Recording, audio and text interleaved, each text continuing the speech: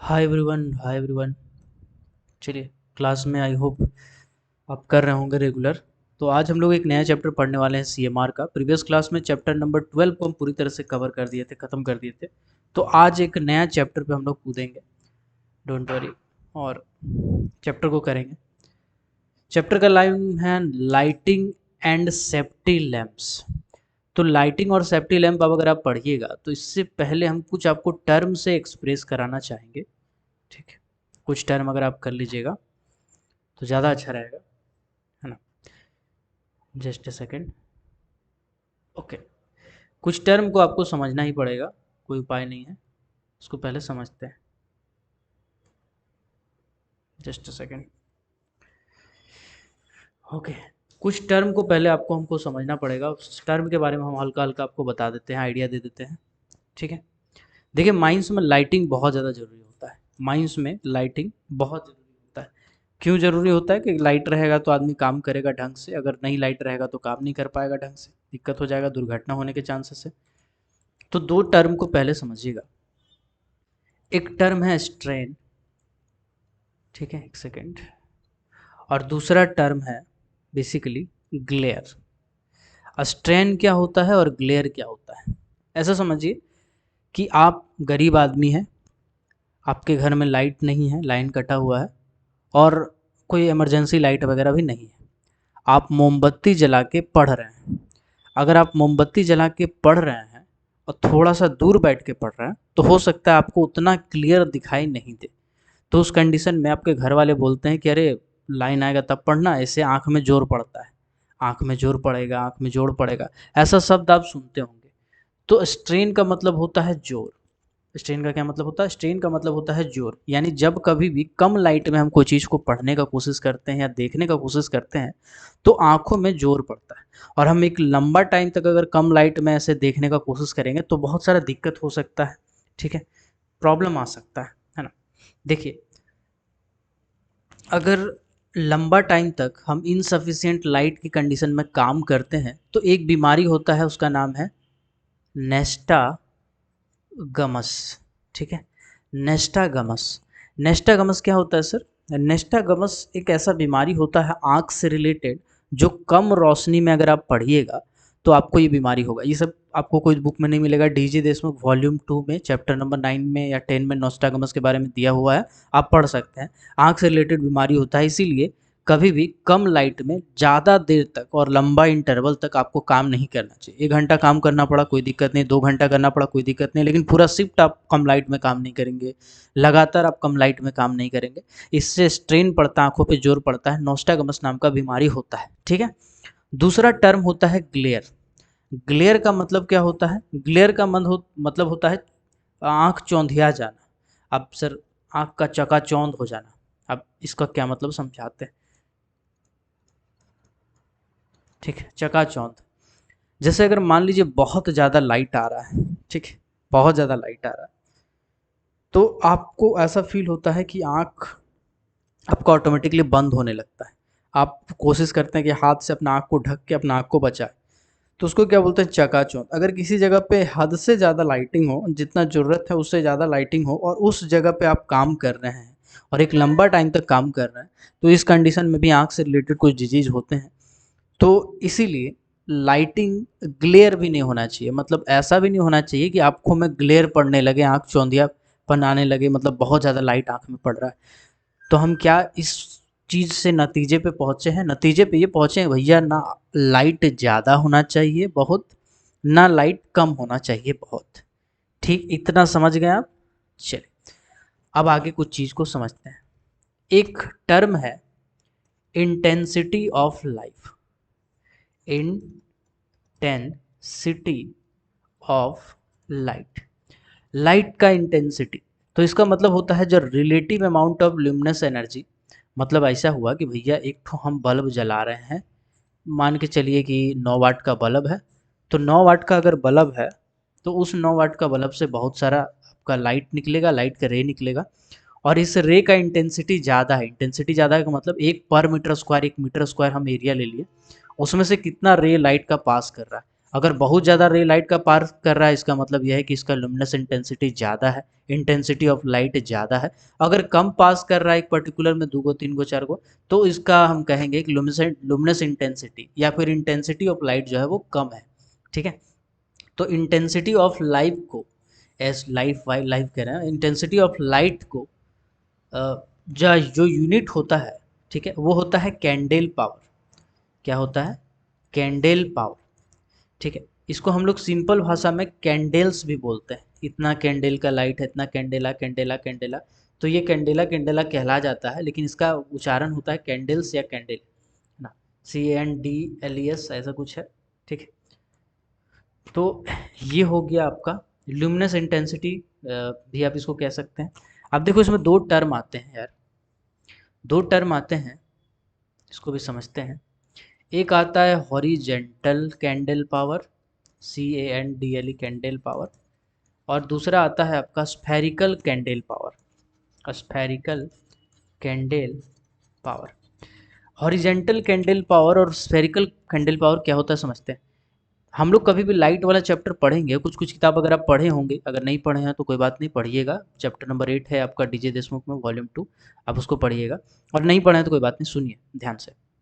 ऐसा है भैया कि जब आप गाड़ी चलाते हैं, मान लीजिए ऐसे 4 चक्का गाड़ी चला रहे हैं आप, है ना, तो 4 चक्का गाड़ी से जो लाइट निकलता है, ज़्यादातर लाइट स्ट्रेट डायरेक्शन में निकलता है, एक प्लेन में निकलता है। ज़्यादातर लाइट क्या निकलता है? एक प्लेन में निकलता है। ठीक है, तो ये जो प्लेन है ये कौन सा प्लेन है सर? ये हॉरिजॉन्टल प्लेन, हॉरिजेंटल प्लेन है, हॉरिजेंटल प्लेन के अलोंग निकलता है। लेकिन ऐसा नहीं है कि और लाइट नहीं निकलता है, इसमें से हल्का हल्का लाइट जो है थोड़ा सा इस डायरेक्शन में भी जाता है, थोड़ा नीचे भी जाता है, थोड़ा इधर भी जाता है। लेकिन ज़्यादातर लाइट को अगर हम एक समराइज कर दें कि ज़्यादातर लाइट तो एक प्लेन के अलोंग निकलता है, ये हो जाता है हॉरिजेंटल प्लेन। तो जब हॉरिजेंटल मतलब जब हम गाड़ी चला रहे होते हैं तो लाइटिंग का जो व्यवस्था होता है वो ऐसा होना चाहिए कि वो हॉरिजेंटल प्लेन पे वो निकले। तो उसका भी कुछ ना कुछ मात्रा होता है, इसको हम लोग शॉर्ट में कहते हैं सी MHCP, MHCP यानी mean horizontal candle power, mean horizontal candle power. लेकिन आजकल तो सर शॉर्ट फॉर्म चला है तो हम लोग डायरेक्ट लिखते हैं हॉरिजॉन्टल। ठीक है, अगर हम बोलेंगे 50 हॉरिजेंटल होना चाहिए तो इसका मतलब ये हुआ, और 10 वर्टिकल होना चाहिए। वर्टिकल का क्या मतलब है? वर्टिकल का मतलब है कि इस डायरेक्शन के अलोंग, वर्टिकल डायरेक्शन के अलोंग। तो मतलब कहीं पे अगर हम गाड़ी चला रहे हैं, तो गाड़ी चला रहे हैं तो उससे जो लाइट निकल रहा है कम से कम 50 हॉरिजेंटल होना चाहिए। मतलब उसका जो वैल्यू है, जो प्लेन पे निकल रहा है वो 50 हॉरिजेंटल होना चाहिए। मतलब उसका एक वैल्यू दिखाता है कितना लाइट है, कम है। ठीक है, चल, तो ये कुछ कुछ टर्म है। उसके बाद स्फेरिकल कैंडल के बारे में हम बताएं। स्फेरिकल कैंडल क्या होता है सर? मान लीजिए घर में आप एक तो एलईडी बल्ब लगा है, ठीक, एलईडी बल्ब ऐसा तो नहीं खाली सीधा सीधा लाइट फेंकता है, ऐसा नहीं है, पूरा चारों डायरेक्शन में यूनिफॉर्म लाइट फेंकता है, चारों डायरेक्शन में यूनिफॉर्म लाइट फेंकता है। ठीक है, तो इसको हम क्या बोलेंगे? इसको बोलेंगे स्फेरिकल कैंडल पावर। इसको पूरा टर्म है इसका मीन स्फेरिकल कैंडल पावर। ठीक है, इसको शॉर्ट में कहते हैं MSCP। ठीक, मीन स्फेरिकल कैंडल पावर। माने घरों में जो आप लाइटवा लगाते हैं, एलईडियाँ लगाते हैं, तो एलईडियाँ चारों डायरेक्शन में लाइट फेंकता है, एक डायरेक्शन में नहीं फेंकता है, चारों डायरेक्शन फेंकता है। तो इसका मतलब ये हुआ कि भैया एक वो बल्ब लगा दीजिए, घर चकचक हो जाएगा। लेकिन अब गाड़ी अगर चला रहे हैं तो गाड़ी में ज़्यादातर जो हो वो हॉरिजॉन्टल डायरेक्शन में लाइट फेंकता है। इसीलिए जब कभी भी आप कोई भी मशीनरी का लाइट देखने के लिए कोशिश करेंगे तो उसमें एक डाटा रहता है, एक चार्ट होगा। अगर कोई किताब नागेंद्र कुमार का है या HP सोनी वाला किताब, सब हाई लेवल वाला किताब है, मैनेजर वाला, तो उसमें लिखा रहता है 50 हॉरिजेंटल, 10 वर्टिकल या स्फेरिकल, है ना। उसके बाद लिखा रहेगा आपका 30 हॉरिजेंटल होना चाहिए। अगर छोटा गाड़ी है तो कम रहेगा इसका हॉरिजेंटल लाइट, अगर बड़ा गाड़ी है तो 50 रहेगा, बड़ा वाला डंपर है तो 35 टन से ऊपर का डंपर है तो 60 एच के आसपास रहेगा। तो लाइट का जो टेंडेंसी होता है वो गाड़ी के हिसाब से बढ़ता है घटता है। आप अगर 2 चकिया गाड़ी चला रहे हैं तो आपका लाइट कम है, चलेगा। 4 चकिया गाड़ी चला रहे हैं तो थोड़ा ज़्यादा लाइट चाहिए, डंपर चला रहे हैं तो और ज़्यादा लाइट चाहिए, है ना। तो ड्रैग लाइन चला रहे हैं और ज़्यादा लाइट चाहिए। तो इसी तरह से एच और वी का यही मतलब होता है। कभी एच वी देख के कन्फ्यूज जाना नहीं है कि क्या चीज़ है, नया नया चीज़, ऐसा कुछ नहीं है, सब आसान आसान चीज़ है। ठीक है, कोई बड़ा चीज़ नहीं। चलिए, अब एक टर्म है इल्यूमिनेशन। इल्यूमिनेशन, इल्यूमिनेशन का मतलब होता है कि कितना प्रकाश है वहाँ पे। इल्यूमिनेशन का मतलब होता है कि कितना प्रकाश उस पर्टिकुलर जगह पे है, ठीक है, इसी को कहते हैं इल्यूमिनेशन।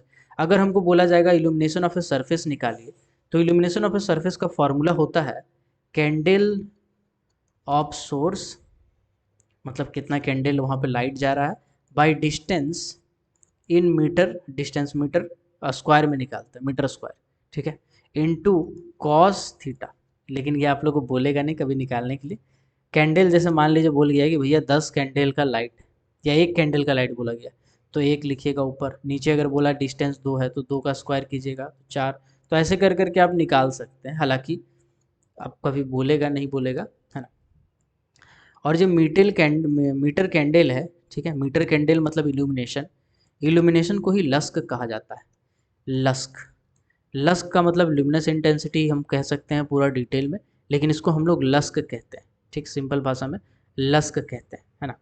चलिए, लस्क यानी ल्यूमिनस इंटेंसिटी को ही हम लोग बोलते हैं, है ना, इसका लस्क कहते हैं। तो ध्यान रखिएगा, अब कुछ दो तीन पॉइंट है वो समझिएगा। लस्क मतलब कितना लाइट किसी जगह पे फेंक रहा है। अगर 10 बोलेंगे तो मतलब है कि कम है, बहुत कम लाइट है। अगर 20 बोलेंगे तो बहुत ज़्यादा लाइट है। 30 है मतलब बहुत ज़्यादा लाइट है। सबको मिला करके एवरेज को हम यही कहते हैं। जैसे फॉर एग्जांपल एक एग्जांपल देते हैं, लस्क को हम ल्यूमेन पर मीटर स्क्वायर भी लिख सकते हैं, या सिंपल में हम लस्क भी लिख सकते हैं, ठीक, कोई दिक्कत नहीं। चलिए, अगर आप पढ़ाई कर रहे हैं, अगर आप किताब खोल के बैठे हैं कमरा में और पढ़ाई कर रहे हैं, तो कम से कम 10 ल्यूमेन पर मीटर स्क्वायर आपको चाहिए, ठीक है। इसको अगर सिंपल भाषा में कहेंगे तो 10 लस्क लाइट वहाँ पे होना चाहिए। अगर आप पढ़ाई कर रहे हैं तो, क्या कर रहे हैं तो पढ़ाई कर रहे हैं, नॉर्मल रीडिंग में मिनिमम उतना लाइट होना चाहिए। अगर इससे कम है तो क्या होगा सर, अगर इससे कम है तो स्ट्रेन पड़ेगा सर, स्ट्रेन पड़ेगा मतलब आँख में जोर पड़ेगा सर, ठीक है, वो दिक्कत हो जाएगा।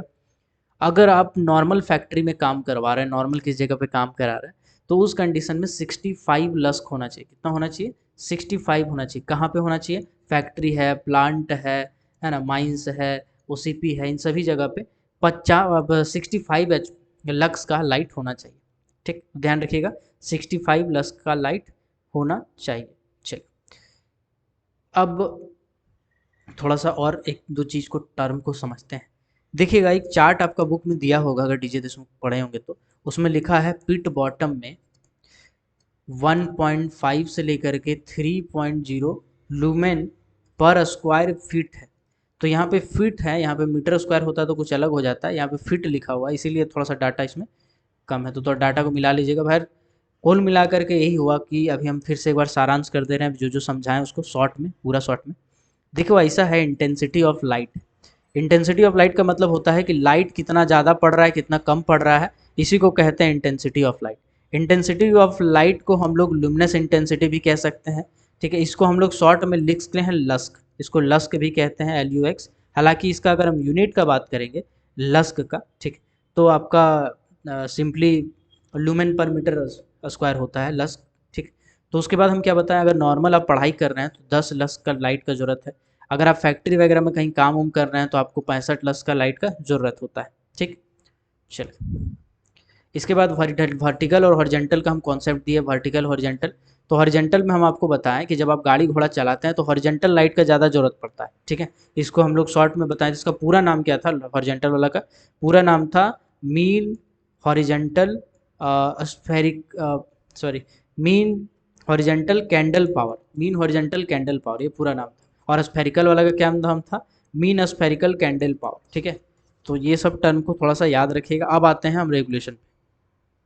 रेगुलेशन नंबर, चैप्टर नंबर 13 में जो रेगुलेशन नंबर 174 है, इसमें बोला गया है वाइट वॉशिंग के बारे में। तो देखो माइंस के अंदर में, अगर कोल माइंस है स्पेशली, तो वाइट वॉशिंग किया जाता है। वाइट वॉशिंग में सिर्फ और सिर्फ वाइट कलर का यूज़ करते हैं, यानी वाइट चूना का ही इस्तेमाल करते हैं। ब्लू ब्लैक ऐसा नहीं करते हैं, क्योंकि रिफ्लेक्शन नहीं हो पाता। एक टर्म है रिफ्लेक्शन, बचपन में पढ़े होंगे आप आराम से, उसको बताने की जरूरत नहीं है। तो रिफ्लेक्शन ज़्यादा अच्छे से हो, लाइट पूरा अच्छे से फैला रहे, इसके लिए हम लोग वाइट कलर यूज़ करते हैं। एग्जाम्पल लेते हैं, पहले एक लाल कलर का LED आया करता था। लाल कलर का LED अगर 100 वाट का आप लगाते थे तो आपका जो रूम है वो जगमग जगमग होता था, क्योंकि इससे पीला पीला लाइट निकलता था, पीला हल्का लाल टाइप का लाइट निकलता था, ठीक है। लेकिन आजकल क्या है, आजकल LED आ गया। LED से क्या लाइट निकलता है, लाइट जो निकलता है वो वाइट कलर का निकलता है। वही वाइट कलर जो 100 वाट में लाइट दे रहा था, 9 वाट वाला अगर बल्ब आप खरीद लेते हैं तो आप एक रूम में लगा दिए, छोटा रूम है, 9 वाट का बल्ब इनफ होता है। अगर दो थोड़ा बड़ा रूम है तो आपको 2 बल्ब का ज़रूरत पड़ेगा। तो सोचिए कितना ज़्यादा इसमें कम पावर लग रहा है, क्यों? क्योंकि इससे वाइट लाइट निकल रहा है।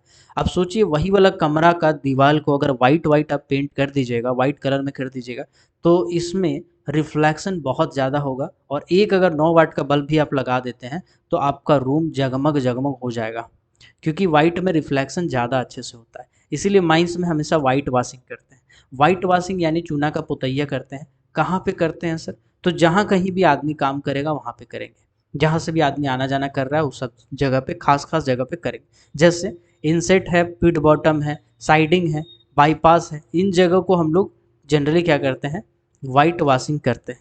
या फिर जहाँ कहीं भी आदमी उतर रहा है, चढ़ रहा है, साइडिंग है, उस सभी जगह पे करते हैं। जंक्शन में भी हम लोग करते हैं। फेस के 100 मीटर के अंदर में वाइट वॉशिंग नहीं करते, वाइट वॉशिंग नहीं करते हैं, ठीक है।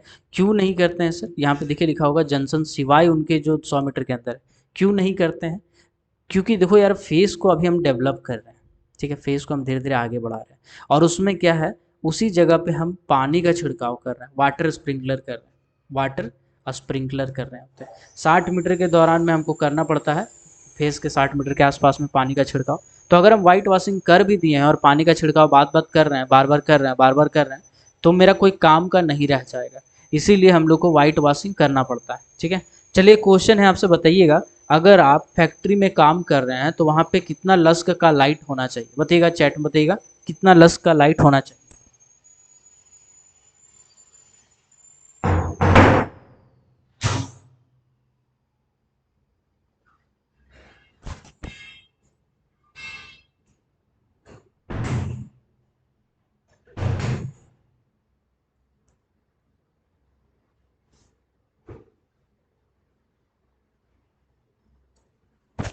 चलिए, आई होप आप बता दिए होंगे 65 प्लस। अभी थोड़ा देर पहले हम बताए थे आपको, ठीक है। कभी भी कुछ भी उड़ता हुआ सवाल आ सकता है, रेडी रहिएगा।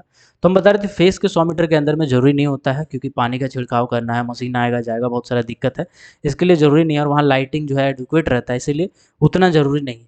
बाकी सब जगह पे जैसे ट्रैवलिंग रास्ता हो गया, प्रत्येक जहाँ पे इंजन रखते हैं, इंजन रूम हो गया, है ना, फर्स्ट एड स्टेशन हो गया, ये सभी जगह पे आप वाइट वॉशिंग करके रखते हैं। तो ये सब तो कॉन्सेप्चुअल पॉइंट है। रेगुलेशन नंबर 175 पे आता है। 175 में बोला गया है जनरल लाइटिंग के बारे में। तो जनरल लाइटिंग मतलब लाइट हम लोग कहाँ रखते हैं, एडुक्वेट लाइटिंग का व्यवस्था रखा जाएगा, एडुक्वेट लाइटिंग का व्यवस्था रखा जाएगा कुछ कुछ जगह में, ठीक है ना। जैसे नियम क्या है सर? नियम है, अगर अंडरग्राउंड माइंस है तो 125 वाट का आप बल्ब जनरली, सॉरी, इसको हम थोड़ा सा रेक्टिफाई करते हैं। अंडरग्राउंड पहले हम समझते हैं, ठीक है। अंडरग्राउंड माइंस में आप कितना वोल्ट का इस्तेमाल कर सकते हैं लाइटिंग के लिए? तो याद रखिएगा 125 वोल्ट, आपको पता होगा शायद, 125 वोल्ट का इस्तेमाल आप मैक्सिमम कर सकते हैं, ठीक। अब तो ये तो हो गया वोल्ट यानी वोल्टेज के बारे में। अब है पावर, आप कितना यूज़ कर सकते हैं। अगर लाइटिंग के लिए इस्तेमाल कर रहे हैं तो कितना पावर का, कितना वाट का बल्ब आप इस्तेमाल कर सकते हैं। तो ध्यान रखिएगा, इसमें कैटेगरी में आ जाता है, इसका 2 कैटेगरी हो जाएगा, ठीक है। पहला कैटेगरी हो जाएगा, अगर 1 डिग्री का माइनस है, अगर 1 डिग्री का माइनस है तो मैक्सिमम 250 वाट का आप बल्ब इस्तेमाल कर सकते हैं, ठीक है। अब 250 वाट क्यों सर? देखिए बताते हैं। माइंस में जो लाइट लगाया जाता है ना, वो थोड़ा सा हाई वाट का, हाई पावर वाला बल्ब लगाया जाता है। वोल्टेज उतना ही रहता है 125 वोल्ट, लेकिन जो बल्ब लगा रहता है वो ज़्यादा पावर का लगा रहता है ना। थोड़ा सा आप देखिएगा, उसका इल्यूमिनेशन ज़्यादा होता है, दूर तक दिखाई देता है, क्योंकि अंडरग्राउंड माइंस में वाइट वॉशिंग किया है, बहुत ज़्यादा कोल डस्ट उड़ता है तो वाइट वॉशिंग बेकार हो जाता है धीरे धीरे। तो काला काला दीवाल है आसपास में, तो उसको चमकाने के लिए अच्छे से दिखाई दे, अंधेरा अंधेरा ज़्यादा रहता है, इसीलिए हमको 250 वाट तक का बल्ब इस्तेमाल कर सकते हैं, ठीक है। 2 डिग्री 3 डिग्री में भी हम लोग 250 वाट का ही इस्तेमाल करते हैं, है ना। लेकिन बोला गया है कि 15 से 20 गो जो कैप लैंप होता है, उसका जितना प्रकाश होता है उतना ज़्यादा लाइट होना चाहिए, ठीक है। 15 से 20 गो कैप लैम्प का जितना प्रकाश होता है उतना ज़्यादा लाइट होना चाहिए। तो ध्यान रखिएगा 250 वाट तक का बल्ब इस्तेमाल कर सकते हैं अंडरग्राउंड माइंस में, ठीक है। 250 वाट तक का बल्ब इस्तेमाल कर सकते हैं और 125 वाट लाइटिंग में इस्तेमाल कर सकते हैं। यही अगर हम OCP का बात करें तो ओपन कास्ट माइंस में 250 वोल्ट का इस्तेमाल कर सकते हैं। वोल्टेज कितना बोले हम, 250 वोल्टेज का, ठीक है। और यहाँ पे अगर हम ल्यूमेन का बात करेंगे तो ये अलग अलग हो जाएगा सर। ये कहीं पे 65 लस्क होता है, कहीं पे कुछ और कैपेसिटी होता है, इसमें भी वर्टिकल हॉरिजेंटल होता है। तो इसका लाइटिंग का थोड़ा सा हाँ डिटेल में जब वॉल्यूम 2 पढ़ाएंगे तभी हम समझा देंगे, ठीक है। चलिए, तो अभी आपको मेन पॉइंट क्या क्या याद करते जाना है जो भी हमको बताया है, ठीक है। बाकी पूछते हैं थोड़ा देर में, देखते हैं आपको कितना याद है। सरफेस पर जहाँ प्राकृतिक लाइट अपर्याप्त हो उस जगह पे आप सरफेस में कहाँ कहाँ लगाते हैं, देखिए बेसिकली हम बता देते हैं। ओबी डैम के पास में, कोल स्टॉक के पास में, हॉल रोड में, ठीक है, बेंच में, है ना, बेंच के लिए जो हॉल रोड बनाया है सब जगह पे, है ना, ये सब जगह पे। इसके बाद जहाँ पे इंजन रखे हैं, सरफेस में कुछ अगर जगह काम उम चल रहा है ना, यार्ड है, ये सभी जगह पे जनरली हम ओपन कास्ट माइंस में या सरफेस में लगाते हैं, हाजिरी घर में, है ना, माइंस के प्रीमिसेस में, ये सब जगह पे हम लोग लगाते हैं, ठीक है। तो यही सब इसमें कुछ कॉमन कॉन्सेप्ट बोला है, जहाँ पे भी श्रमिक लगा होता है वहाँ पे भी हमको लाइट लगाना पड़ता है। अब आते हैं अंडरग्राउंड माइंस में, ठीक। अंडरग्राउंड माइंस में क्या बोला गया है, शाफ्ट इनटेक पर, मतलब जहाँ से शाफ्ट में घुसते हैं या इंक्लाइन से घुसते हैं वो सभी जगह पे, ठीक है, साइडिंग में, है ना, प्रत्येक ट्रैवलिंग रास्ता जिनमें किसी भी शिफ्ट में 50 से ज़्यादा आदमी ट्रैवल कर रहा है, अगर ट्रैवलिंग रास्ता में 50+% है तो उस जगह पे हमको लाइट लगाना पड़ेगा। हालांकि इसमें छूट दे दिया गया है, क्योंकि बोला गया है कि जहाँ कैप लैंप या बिजली वाला लैंप यूज़ किया जा रहा है वहाँ पे ज़रूरत नहीं, ठीक है, वहाँ पे हमको अलग से लाइट लगाने की ज़रूरत नहीं, ठीक है। तो इसीलिए ट्रैवलिंग रास्ते में पूरा का पूरा रास्ता में लाइट नहीं लगा रहता, बल्कि बीच बीच में लगा रहता है। जैसे लेबल हो गया, है ना, जहाँ पे लेबल आपका बट रहा है उस जगह पे आप देखेंगे लाइट लगा रहेगा। जहाँ पे कुछ स्पेशल सिंबल है, फर्स्ट एड स्टेशन है वगैरह वगैरह, तो वो सब जगह पे लाइट लगा रहेगा। बाकी जगह पे ज़रूरी नहीं, है ना, क्योंकि अगर लाइट लेके जा रहा है तो। चलिए, इसके बाद बाकी इसमें कॉमन सा कॉन्सेप्ट है, फर्स्ट एड स्टेशन है, डिप्लरिंग जहाँ पे हो रहा है, इंजन मोटर जहाँ पे काम कर रहा है, मेंटेनेंस का काम चल रहा है, ये सब जगह पे हम लोग को क्या करना पड़ता है, लाइटिंग लगा के रखना पड़ता है। ये इसका जनरल कॉन्सेप्ट है, ठीक। तो 174 और 175 इस सबको मिला के हम कुछ क्वेश्चन पूछते हैं, फटाफट रैंडम आपको आंसर देना है। कमेंट सेक्शन को खोल लीजिएगा और फटाफट रैंडम आपको आंसर देना है, ठीक है, फटाफट रैंडम आपको आंसर देना है। मेरा पहला क्वेश्चन है, अंडरग्राउंड माइंस में कितना वाट तक का लाइट का हम इस्तेमाल कर सकते हैं।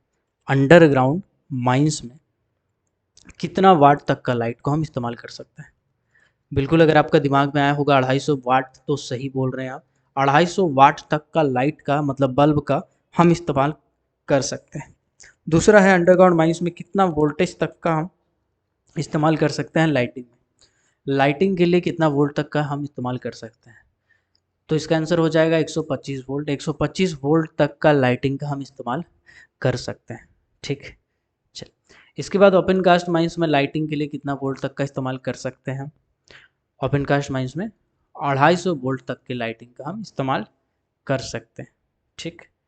चल, इसके बाद बताएं कि फैक्ट्री में, अगर आप फैक्ट्री में काम कर रहे हैं तो कितना लस्क तक का लाइट होना चाहिए, मिनिमम लस्क कितना होना चाहिए, मिनिमम इल्यूमिनेशन कितना होना चाहिए अगर आप फैक्ट्री में काम कर रहे हैं तो इसका आंसर हो जाएगा 65 लस्क।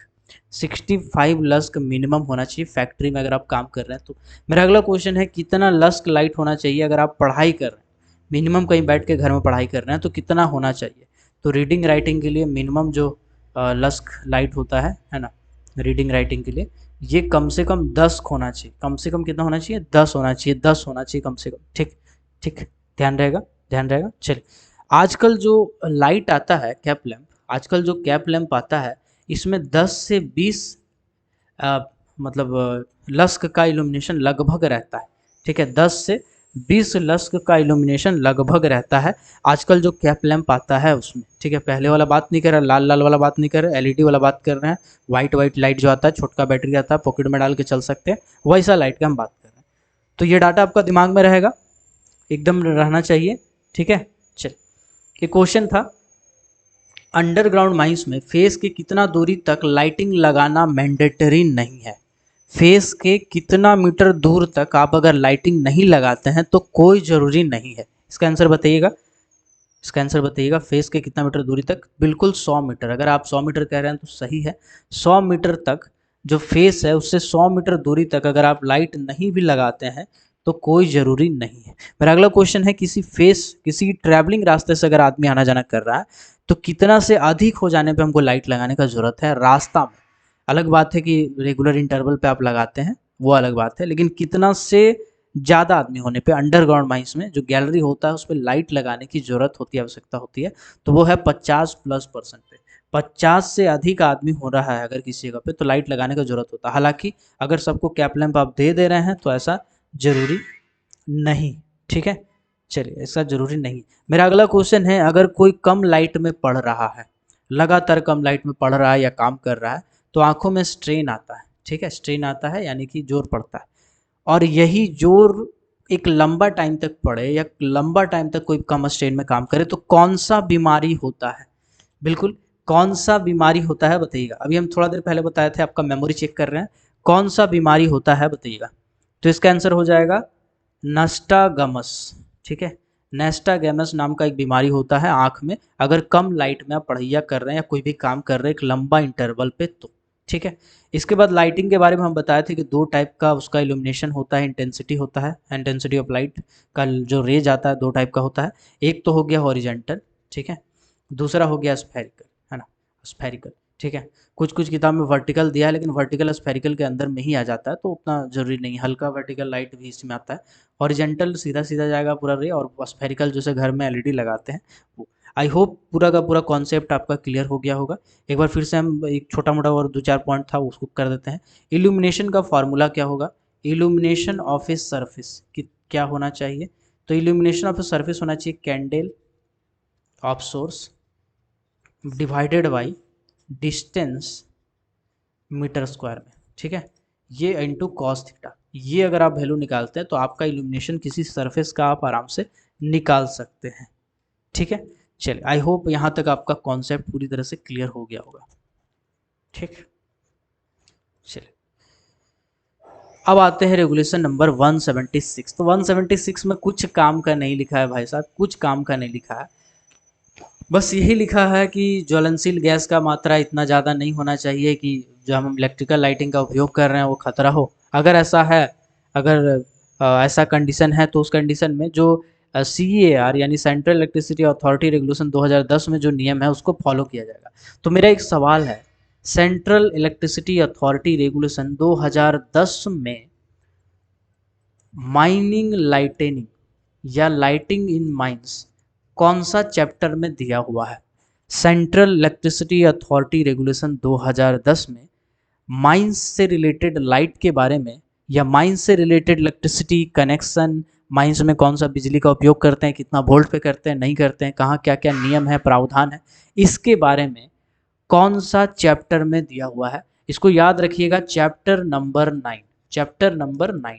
आपको सेंट्रल इलेक्ट्रिसिटी अथॉरिटी रेगुलेशन 2010 पूरा नहीं पढ़ना है, कभी भी पूरा पढ़ने का कोशिश मत कीजिएगा, आपको बुझाएगा नहीं, आप इलेक्ट्रिकल डिपार्टमेंट से नहीं हैं। आप उसका बेसिक पढ़िएगा, प्रीफिक्स यानी कि शुरू में जो आता है 1-2 पेज कि क्या है सेंट्रल इलेक्ट्रिसिटी अथॉरिटी रेगुलेशन, कब बना, किसके द्वारा बनाया गया, बेसिक चीज़ें। उसके बाद डायरेक्ट आइएगा चैप्टर नंबर 9 पे, आप चाहें तो डेफिनेशन पढ़ सकते हैं। इससे ज़्यादा आपको माथा मारी नहीं करना है, ठीक है। तो इस चीज़ का आप ध्यान रखिएगा। चलिए, तो यहाँ पे बोला गया है कि सेंट्रल अथॉरिटी रेगुलेशन अथॉरिटी का प्रयोग किया जाएगा अगर माइंस का 270 मीटर के अंदर में आपका किसी काम कर रहे हैं, कोई भी रास्ता है ना, वो सब जगह पे नहीं है, ठीक है। तो ये सब जहाँ पे स्पष्ट नियम नहीं है वहाँ पे CEAR 2010 को फॉलो किया जाएगा, बस यही लिखा है 176 में, ठीक। अब आते हैं 177 में, जिसमें बोला गया है प्रत्येक व्यक्ति बत्ती ले जाएगा, हर आदमी एक ठो लाइट लेके जाएगा, है ना। तो इसमें बोला गया है कि एजेंट, ओनर, मैनेजर, जो भी अंडरग्राउंड माइंस का आदमी काम कर रहा है, सबको कम से कम एक ठो कैप लैम्प दे देगा और वो कैप लैम्प को ठीक रखेगा, मेंटेन करेगा, सबका जिम्मेदारी है, और लौटने के बाद लैम्प रूम में जमा करेगा, ठीक है। यही इसमें लिखा हुआ है, ठीक, यही इसमें लिखा हुआ है, प्रत्येक व्यक्ति बत्ती ले जाएगा, है ना।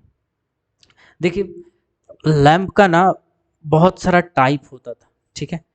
लाइट के बारे में हम आपको एक छोटा सा कहानी सुनाना चाहेंगे, माइंस का लाइटनिंग के बारे में।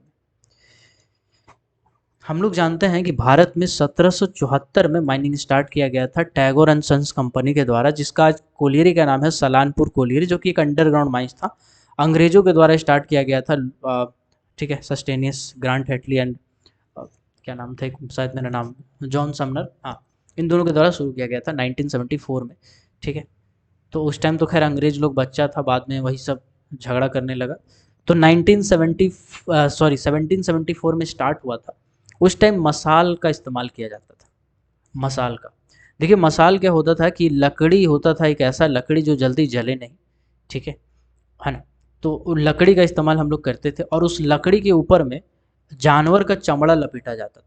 जो चमड़ा होता है जिसको हम लोग क्या बोलते हैं, चर्बी कहते हैं, चर्बी लपेटा जाता था और फिर उसको जलाया जाता था। तो वो जलता था तो काफ़ी लंबा टाइम तक जलता था, उससे हालांकि बड़ा गंदा स्मेल आता था, बट बड़ा लंबा टाइम तक जलता था। और इससे मेरा काम होता था, 3 घंटा 4 घंटा तक लगातार जलता था, तो फिर हमको 2 बार चेंज करना पड़ता था। ठीक है, तो ऐसे चलता था। इसके बाद वही वाला जो लाइटिंग है, ये जो जानवर का चमड़ा है, इसकी जगह पे रेडीमेड जो चमड़ा है उसका इस्तेमाल किया जाने लगा, लेदर का इस्तेमाल किया जाने लगा। ठीक है, वो भी काफ़ी लंबा टाइम तक चला। देन फिर तेल का इस्तेमाल किया जाने लगा। एक टर्म है डिबरी। ठीक है, एक टर्म है डिबरी, जो गरीब आदमी होंगे मेरे जैसा वो समझ रहे होंगे डिबरी क्या होता है। ठीक, तो बेसिकली क्या होता था कि बड़ा बड़ा जो कांच का कंटेनर है, माइंस में ऐसा होता था। नॉर्मली हम लोग क्या करते थे, छोटा मोटा जो कांच का बोतल सब होता है ना, जो दारू पी के गांव का आदमी लोग फेंक देता है, तो वही वाला में एक तो ढक्कन में छेद करके अंदर में कोई कपड़ा डाल देते थे, और इसके ऊपर में हम लोग केरोसिन तेल या जो भी मोबिल वाला तेल है, गाड़ी का मोबिल वाला, तो वो सब डाल देते थे। इससे जलता था खराब मोबिल, उसको फेंकना नहीं पड़ता था, काफ़ी लंबा टाइम तक जलता था, हालांकि इससे धुआं काफ़ी निकलता था। बस यही वाला डिबरी या मसाल, या जब कभी भी हम कोई भी चीज़ का इस्तेमाल करते थे, वहाँ पे धुआं धुआं बहुत ज़्यादा हो जाता था, एटमॉस्फेयर थोड़ा सा पॉल्यूटेड हो जाता था, लेकिन एक लंबा टाइम तक फिर भी ये चला। इसके बाद इलेक्ट्रिक लाइटिंग का इस्तेमाल किया जाने लगा, है ना। एक टॉर्च आता था, उसका इस्तेमाल किया जाने लगा, और एक आध टॉर्च बाद में जो आया, जो स्टील का टॉर्च होता था, स्टील का पूरा बॉडी उसका देखने में लगता था, खोलते थे तो अंदर में बड़ा बड़ा बैटरी लगता था, गोल गोल गोल गोल। अब अगर आप देखे होंगे, आई होप 20s 90s का लड़का तो देखा ही होगा, तो वो इस्तेमाल किया जाने लगा। उसके बाद फिर आया बैटरी वाला लाइट। बैटरी वाला लाइट, ठीक है। बैटरी वाला लाइट क्या होता था, हम एक कॉमन आपको आइडिया दे देते हैं। ठीक है, ठीक है। इसमें बेसिकली आपका जो टोपी होता था ना, कैप, कैप में ही यहाँ पे आप लगाते थे लाइट को, और उसमें से वो जो लाइट है, लाइट का एक तार निकला रहता था जो बैटरी से लगा रहता था। इस बैटरी में पानी भरा जाता था, यानी एसिड भरा जाता था। ठीक है, एसिड भरा जाता था, इसमें पॉजिटिव इलेक्ट्रोलाइट वगैरह सब होता था। ठीक, तो इसका भी ओल्डहम कंपनी का आता था जनरली, और ये काफ़ी लंबा टाइम तक चला। तो इसमें भी कुछ प्रॉब्लम ये था कि कपड़ा जो है वो छेदा हो जाता था, एसिड गिरने से कपड़ा आपका ख़राब हो जाता था, है ना। फिर क्या हुआ, फिर कैपलम का इस्तेमाल किया जाने लगा, एलईडी टाइप का। ठीक है, एलईडी टाइप का कैपलम का यूज़ किया जाने लगा, जो थोड़ा सा कम हैवी आता है, हल्का कम रहता है। इससे पहले जो बैटरी वाला था वो भारी रहता था, कमर में बेल्ट घुसा के पहनना पड़ता था। कुछ माइंस में अभी भी है वो। एलईडी वाला लास्ट में आ गया। एलईडी वाला हल्का होता है, पॉकेट में डाल लीजिए, और जो तार है उसको अपना माथा में खोस लीजिए और मस्त चलिए। ठीक है, अभी भी कुछ कुछ ऐसे चीज़ हैं जो डेवलपमेंट स्टेज पे है। अभी बैटरी जो है उसका साइज़ को बहुत छोटा किया जा रहा है। आने वाला टाइम में आप ऐसा कैप लैंप देखेंगे जो आप सिर्फ और सिर्फ हेलमेट पे खोसेंगे और चलेंगे। जैसे टॉर्च होता है ना छोटा सा, उसी तरह से एलईडी आएगा चार्ज करने वाला, जो आप माथा में लगाएंगे, जिससे सिर्फ लाइट पड़ेगा, आपको उसका बैटरी अलग से नहीं ढोना, उसी में फिटेड रहेगा, और आराम से चलिएगा, और वजन भी कम रहेगा। ऐसा डेवलपमेंट स्टेज पे है, अभी देखिए क्या होता है आगे। तो ये पूरा का पूरा लाइटिंग का कहानी है। अब आते हैं रेगुलेशन नंबर 177 पे। Every person to carry a light, हर आदमी को लाइट लेके जाना है माइंस में, और जब लाइट खत्म, लाइट लेके वापस आएगा ड्यूटी से, तो लैंप रूम में जमा कर देना है, जहाँ पे एक बत्तू बाबी उसका इंतजार करेगा। ठीक है, अब आते हैं 178। 178 है रोशनी का स्तर, यानी स्टैंडर्ड ऑफ लाइटनिंग। ठीक है, स्टैंडर्ड ऑफ लाइटनिंग में यहाँ पे कोई भी पॉइंट नहीं दिया हुआ है, खाली बोला गया है कि चीफ इंस्पेक्टर जहाँ जितना बोला है उतना ही होगा। ठीक है, लेकिन हम आपको बहुत सारा पॉइंट बता चुके हैं। नॉर्मल पढ़ाई कर रहे हैं तो कितना होना चाहिए, ऑफिस वगैरह में कितना होना चाहिए, कम से कम 10 क्लास का होना चाहिए। अगर फैक्ट्री है या बंक ओवरबर्डन डंप है, कहीं पर ऐसा जगह है, तो कम से कम 65 लस्क लाइट होना चाहिए। तो ये सब चीज़ थोड़ा सा आप ध्यान रखिएगा। ठीक है, चलिए। 179 पे आते हैं। तो देखो जो भी जीटी का ईमानदारी से एग्ज़ाम दिया है 179, 80, 81, 82 उसको याद होगा, ठीक है। और अगर भूल गए होंगे तो कोई दिक्कत नहीं है, भूलता तो खैर आदमी है, उसमें कोई प्रॉब्लम नहीं है, हम आपको समझा देते हैं। 179 है maintenance and examination of safety lamp. Safety lamp को मेंटेन करना और उसका एग्जामिन करना। तो सबसे पहले बोला गया है कि एक कंपिटेंट पर्सन होगा सर, एक कंपिटेंट पर्सन जिसको हम लोग बत्ती बाबू कह सकते हैं। बत्ती बाबू का क्या काम है? बत्ती बाबू का काम है जो फ्लेम सेफ्टी लैंप है उसका मरम्मत करना, ठीक है। फ्लेम सेफ्टी लैंप या सेफ्टी लैंप, देखो सेफ्टी लैंप अलग अलग टाइप का होता है। एक होता है फ्लैग सेफ्टी लैंप, एक होता है आपका कैप लैंप, है ना, और एक होता है इलेक्ट्रिक लाइटिंग वाला जो आता है। टॉर्च वाला तो खैर बंद हो गया। ये सभी के सभी सेफ्टी लैंप में आते हैं। अगर हम सेफ्टी लैंप कहेंगे तो आप ये तीनों को समझ सकते हैं, flame safety lamp, cap lamp और इलेक्ट्रिक लाइटनिंग वाला। और अगर हम सिर्फ फ्लेम सेफ्टी लैंप कहेंगे तो जो फ्लेम सेफ्टी लैंप आता है GL50, GL7, GL5, तो ये इसके बारे में हम बोल रहे हैं, ठीक है। चलिए, तो बोला गया है कि जो भी कैप लैंप होगा या फ्लेम सेफ्टी लैंप होगा या सेफ्टी लैंप होगा पूरा पूरी, उसका मेंटेन करने का जिम्मेदारी एक आदमी का दिया जाएगा, एक नियुक्त व्यक्ति को, कंप्टेंट पर्सन को दिया जाएगा, है ना। विक को काटना, साफ करना, तेल भरना, तेल भर के उसके बाद उसको देखना, चेक करना, जला के देखना सही से चल रहा है कि नहीं चल रहा है, एक एक पार्ट को मरम्मत करना, जाली वाली है तो उसको फेंक देना, ठीक है, ये सब काम करेगा। और इसको क्रॉस एग्जामिन करने के लिए एक कंपिटेंट पर्सन नियोजित किया जाएगा। जैसे मान लीजिए ऐसा है कि एक माइनिंग सरदार है, उसको हम बोल दिए कि तुम्हारा काम है हफ्ता में एक बार, 7 दिन में कम से कम एक बार फ्लेम सेफ्टी लैंप को जाके देखना कि सब सही है कि नहीं, ऐसा तो नहीं कि खराब चीज़ का इस्तेमाल हो रहा है। और ये जितना भी कंपिटेंट पर्सन होगा जो भी काम करेगा उसके पास गैस टेस्टिंग का सर्टिफिकेट होना चाहिए। यहाँ पे एक चीज़ ध्यान रखिएगा, अगर हम पूछेंगे कि एक ओवरमैन है तो क्या उसके पास गैस टेस्टिंग सर्टिफिकेट होना चाहिए, एक मैनेजर है तो क्या उसके पास गैस टेस्टिंग सर्टिफिकेट होना चाहिए, तभी वो काम कर सकता है। इन दोनों के लिए ज़रूरी नहीं है, थोड़ा पता लगेगा, बट इन दोनों के लिए जीटी जरूरी नहीं, ठीक है। यहाँ पे देखिए पढ़ा हुआ, इस रेगुलेशन के लिए किसी ऐसे व्यक्ति को सक्षम व्यक्ति नियुक्त नहीं किया जाएगा जो मैनेजर ओवरमैन या का मतलब है मैनेजर ओवरमैन या फिर गैस टेस्टिंग सर्टिफिकेट का धारक नहीं है। मतलब या तो उसके पास जीटी का सर्टिफिकेट होना चाहिए या तो उसके पास ओवरमैन या मैनेजर का सर्टिफिकेट होना चाहिए, या तो जीटी का सर्टिफिकेट होना चाहिए या ओवरमैन या मैनेजर का सर्टिफिकेट होना चाहिए। अगर इन दोनों में से कोई भी हो तो हम उसको दे सकते हैं सेफ्टी लैम्प का काम, जांच करने का काम, ये सब काम, ठीक है। तो 179 में कुछ पॉइंट नहीं है, खाली कॉन्सेप्ट है। 180 में भी यही है, use of flame safety lamp. Safety lamp का इस्तेमाल हम कैसे करेंगे, तो हर आदमी को बोला गया है कि भैया जब आप सेफ्टी लैम्प लीजिए, जब भी आप सेफ्टी लैम्प लीजिए। अब सेफ्टी लैम्प में क्या क्या आता है हम आपको बता चुके हैं। सेफ्टी लैम्प में आता है flame safety lamp, safety lamp में आता है कैप लैम्प, सेफ्टी लैम्प में आता है इलेक्ट्रिक टॉर्च या इलेक्ट्रिक लाइटिंग। अब आप कहिएगा भैया इलेक्ट्रिक टॉर्च वाला तो ख़त्म हो गया ना सर। ऐसा नहीं है, अगर ओपन कास्ट माइंस में आप काम कर रहे हैं तो आपको कैप लैम्प नहीं दिया जाता है, एक ठो लाइट दिया जाता है। ओपन कास्ट माइंस में एक ठो टॉर्च दिया जाता है, उसको लेके आपको जाना पड़ता है माइंस में। कभी इंस्पेक्शन करना है तो आप स्लोप वगैरह सब में लाइट वाइट मार के देखते हैं, हालांकि लाइट रहता है लेकिन आपको फिर से दिया जाता है, ठीक है। तो ये सभी के सभी सेफ्टी लैंप में आते हैं। तो सेफ्टी लैंप अगर कोई भी दिया जाएगा, चाहे फ्लेम सेफ्टी लैंप हो, कैप लैंप हो, इलेक्ट्रिक टॉर्च हो, आप उसको पहले ठोक बजा के देखिएगा कि ठीक है कि ख़राब है, काम करने लायक है कि नहीं है, ठीक है। तो ये सब आपको देखना है। और जो आपको दे रहा है उसका काम ये है कि आपके नाम के आगे, जैसे आपका नाम है मंगरू महतो, है ना, तो आपके नाम के आगे जो कैप लैंप है, फ्लेम सेफ्टी लैंप है, उसका एक नंबर होगा, जैसे 233, तो 233 लिख देगा, वो नंबर लिख देगा। और वही वाला नंबर जब आप लौटाइएगा तो देखेगा कि यही वाला दे रहा है, दूसरा दे रहा है। अगर दूसरा दे रहा है तो नंबर पूछेगा काहे भाई दूसरा काहे दे रहा है, तो बोलेगा अरे वो तो जमा कर दिया ना, वो लड़का को दे दिए थे, वो जमा कर दिया, हम वो लड़का वाला ले लिए थे, है ना। तो ऐसे जवाब उसको देना पड़ेगा। अगर कभी भी कोई फॉल्ट होता है, मतलब फ्लेम सेफ्टी लैंप टूटा उटा कुछ ऐसा मिलता है, तो जो बत्ती बाबू है उसका ड्यूटी है कि वो जाके मैनेजर साहब को इन्फॉर्म करे, ठीक है ना। तो ये सब चीज़ इसमें लिखा हुआ है, कॉन्सेप्ट बेसिकली लिखा हुआ है ना। कभी ख़राब है, अगर ख़राब मिलता है तो ऐसा वापस कर देगा तुरंत। कोई भी आदमी फ्लेम सेफ्टी लैम्प को या सेफ्टी लैम्प को डैमेज करने का कोशिश नहीं करेगा, तोड़ फोड़ कोजिंग का कोशिश नहीं करेगा, है ना। यही सब इसमें लिखा हुआ है। 181, इसमें भी कॉन्सेप्ट है। इसमें कॉन्सेप्ट ये है कि कोई भी अगर फ्लेम सेफ्टी लैम्प के साथ छेड़छाड़ करता है, तोड़ने ताड़ने का काम करता है, दोषी है ना। या कोई भी गलती मिलता है तो उसको वापस कर दिया जाएगा, उसको यूज़ नहीं किया जाएगा। और अगर कोई ऐसा काम कर रहा है तो मैनेजर साहब को रिपोर्ट दिया जाएगा कि यह जो आदमी है वो खुरापात आदमी है, फ्लेम सेफ्टी लैम्प पटक के तोड़ देता है, ऐसे वैसे, है ना, बता देना। बोला गया है कि फ्लेम सेफ्टी लैम्प में जो जाली है उसको कभी भी रिपेयर नहीं किया जाएगा, ठीक है, जिसको हम लोग गेज बोलते हैं, है ना, इसको कभी भी रिपेयर नहीं किया जाएगा। इसको जैसा का तैसा यूज़ किया जाएगा, नया यूज़ किया जाएगा। और जो उस कंपनी का चीज़ है उसी को इस्तेमाल करते हैं।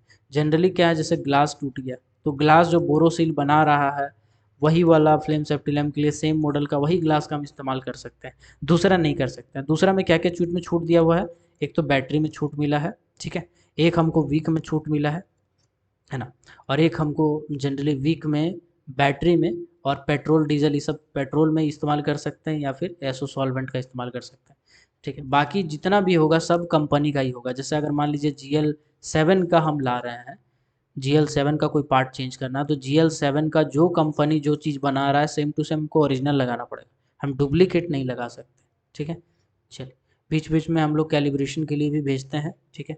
यही सब इसमें लिखा हुआ है कि कोई भी केबल को पकड़ के नहीं लटकाएगा बत्ती को, है ना, जैसे कैप लैंप होता है, कैप लैंप में एक बत्ती रहता है बैटरी से लगा हुआ, तो ऐसा नहीं कि केबल पकड़ के लटकाएगा, हालांकि करता ऐसा है, लेकिन बोला गया है कि ऐसे कोई इधर उधर नहीं करेगा, ठीक है। चलिए, लास्ट रेगुलेशन है इस चैप्टर का और आज का, है ना, क्योंकि बहुत छोटा चैप्टर है यार, इसीलिए इसमें कुछ कॉन्सेप्ट वाला ही है, इसमें पॉइंट तो ज़्यादा है नहीं, जो पॉइंट था वो हमने समझा दिया आपको स्टार्टिंग में ही। 182 में है precautions to be taken on safety lamp room. देखो एक लैम्प रूम होता है, ठीक है, लैम्प रूम एक कमरा है बड़ा सा, ठीक। इस कमरा में क्या है सर, इस कमरा में मान लीजिए एक कमरा है जिसमें हम चार्जिंग लगा रहे हैं, तो इसको हम लोग कह सकते हैं चार्जिंग स्टेशन। इसमें क्या होता है सर, इसमें हम कैप लैंप रखते हैं या फिर सुरक्षा कवच रखते हैं, इसको हम लोग कहते हैं सेल्फ कंटेंट सेल्फ रेस्क्यूअर, ठीक है, SCSR। ये हम रख सकते हैं एक रूम में। और दूसरा जो रूम रहेगा इसमें हम फ्लेम सेफ्टी लैंप रखेंगे। फ्लेम सेफ्टी लैंप हमेशा एक अलग रूम में रहता है, और मेंटेनेंस रिपेयर वाला काम कर रहे हैं तो इसी रूम में हम कर सकते हैं, फ्लेम सेफ्टी लैंप वाला रूम में ही। तो मेंटेनेंस रिपेयर के लिए हम लोग को अलग से एक टेबल रखना पड़ता है ना, फ्लेम सेफ्टी लैंप का अगर हम काम कर रहे हैं तो याद रखिएगा फ्लेम सेफ्टी लैंप का अलग रूम, बाकी cap lamp electric torch SSC SR ये सब सबका अलग रूम। जो दूसरा का रूम है इसमें जो मेंटेन बनने वाला काम करेगा, इसमें जितना एक दिन के खपत के बराबर का तेल है बस उतना ही रखा जाएगा, उससे ज़्यादा तेल नहीं रखा जाएगा। तेल मतलब देखिए बेंजोल एक आता है, हम बेंजोल का यूज़ कर सकते हैं, या फिर एक पेट्रोल आता है इसका यूज़ कर सकते हैं, या फिर एसओ सॉल्वेंट 25-75 ऐसे समथिंग आता है, इसका यूज़ कर सकते हैं, है ना। तो इनमें से किसी का भी यूज़ कर सकते हैं। देखो एसओ सॉल्वेंट क्या होता है, ये जहाज़ का फ्यूल होता है, काफ़ी महंगा आता है, ठीक है ना। तो बेंजोल जो है, बेंजोल भी थोड़ा महंगा आता है, इसलिए हम लोग पेट्रोल यूज़ करते हैं और ये इजीली अवेलेबल होता है, ठीक है, इसीलिए हम लोग पेट्रोल का जनरली इस्तेमाल करते हैं, है ना। और इसमें जब कभी भी तेल भरने वाला काम करा जाएगा तो अलग टेबल में बैठ के किया जाएगा, और उस टेबल में कोई भी रिपेयर वाला काम नहीं करेंगे, खासकर रीलाइटिंग व्यवस्था वाला रिपेयर तो कुछ नहीं करेंगे। मतलब ऐसा कुछ नहीं करना है कि उसमें आग लग जाए, फायर एक्सटिंग्विशर वगैरह रखना है, ये इसका कुछ जनरल पॉइंट है। तो देखो यार, अगर इस चैप्टर को आप गौर से देखोगे ना तो इस पे ज़्यादा क्वेश्चन बनता नहीं, कुछ क्वेश्चन बनते हैं जो मैं ऑलरेडी पूछ चुका हूँ स्टार्टिंग में ही, और बाकी कुछ कॉन्सेप्चुअल टर्म है जो आपको समझना था, जो हम आपको समझा दिए, ठीक है। एक सेकेंड।